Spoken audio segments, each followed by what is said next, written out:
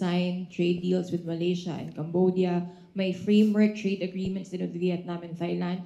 May we know what's the status of negotiations between the US and the Philippines? May roadblocks po ba in the negotiations, if any? And do we have a deadline set for these negotiations? Well, I was able to talk to Secretary Frederick Go just this morning.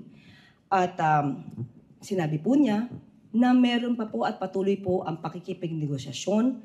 At may mga issues po kasi na maaari natin sabihin komprehensibo, napatungkol po sa mga trade rules and regulations at pati na po yung mga non-tariff measures like yung services and investments.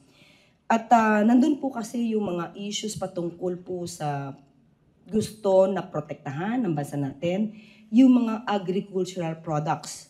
At katulad po ng coconuts, pineapple, sugar, cocoa, electronic products. At yan po, ilan po ito sa mga hindi po sa ngayon makakayang i-negotiate ng basta-basta ng Pilipinas. So, nandun pa rin po ang pakikipag-usap para po yung iba mga produkto natin ay hindi naman po maapektuhan. Sunod na